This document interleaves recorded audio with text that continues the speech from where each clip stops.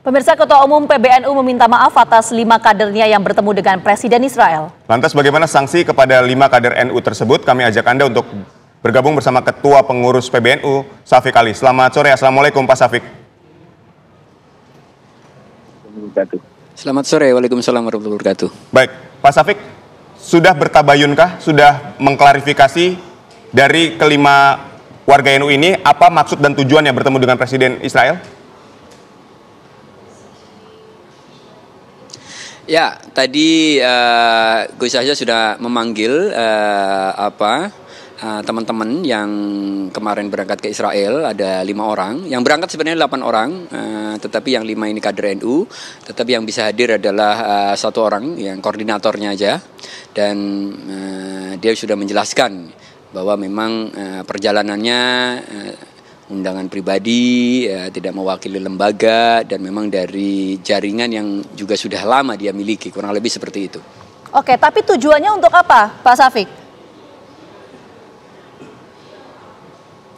Dari yang dijelaskan tujuannya adalah semacam dialog antar iman atau antar umat beragama, karena memang teman ini yang Mas Zainul Ma'arif ini udah lama katanya sering diskusi-diskusi lewat Zoom dengan sejumlah tokoh-tokoh agama, baik Kristen, Yahudi dan yang lain-lain. Jadi kontak ke sana, kata dia penjelasannya ya untuk melanjutkan dialog yang selama ini udah sering dia lakukan lewat Zoom.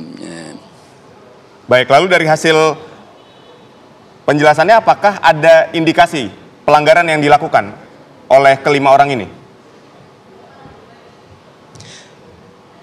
Ya, berdasar penilaian PBNU ada pelanggaran karena PBNU punya aturan bahwa engagement internasional dari kader-kader yang notabene juga pengurus itu sudah semestinya dilaporkan atau sepengetahuan dari PBNU dan atas izin PBNU. Sebagian teman ini pengurus dan ada sebagian yang memang bukan, tapi semua kader NU itu sebagian pengurus, sebagian bukan, dan mereka melakukan engagement dengan internasional, dengan pihak-pihak, apalagi ada presiden ya, sebuah negara yang bahkan Indonesia aja tidak punya hubungan diplomatik, atau Indonesia sampai hari ini memutuskan tidak punya hubungan diplomatik dengan Israel, artinya kan ini negara yang bermasalah. Karena kami memandang bahwa kader ini berhubungan dengan negara yang bermasalah dalam konteks NU, dalam konteks pemerintahan Indonesia, tentu itu dianggap sebagai sebuah pelanggaran. Apalagi dalam situasi di mana Israel masih menjatuhkan bom dan menembakkan peluru dan membunuh rakyat Palestina, tentu itu juga menimbulkan citra yang tidak bagus, menunjukkan sebuah sikap abai dan ignoran terhadap perasaan warga Palestina dan perasaan Muslim pada umumnya. Oke, kalau memang ada pelanggaran, apakah akan ada sanksi yang diberikan oleh PBNU terhadap 5 kader NU ini? Dan sebetulnya mereka berangkat ke Israel, bertemu dengan Presiden Israel ini, dana pribadi atau ada donaturnya atau bagaimana? Hampir pasti ada sanksi karena dianggap merupakan sebuah pelanggaran, karena memang beberapa itu pengurus ya gitu.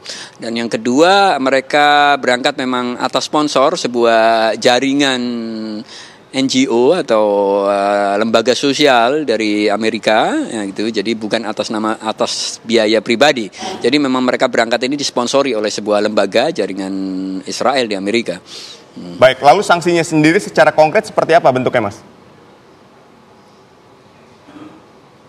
Nah, sanksi secara konkret diserahkan kepada lembaga yang menaungi kelima kader ini. Jadi ada yang dari Pagar Nusa, itu nanti keputusannya akan di Pagar Nusa karena ini badan otonom punya mekanisme sendiri. Kemudian ada yang dari kampus ya, dosen, itu diserahkan kepada Rektor Unusia, dan Unusia juga sudah memanggil yang bersangkutan untuk ada sidang etik. Kemudian ada yang anggota Fatayat, itu juga akan diputuskan oleh Fatayat. Karena memang kita mau tertib organisasi berjalan, karena mereka bukan pengurus harian PBNU tetapi pengurus atau anggota dari badan otonom, maka bentuk sanksinya itu diserahkan kepada masing-masing lembaga dan badan otonom tempat mereka bernaung.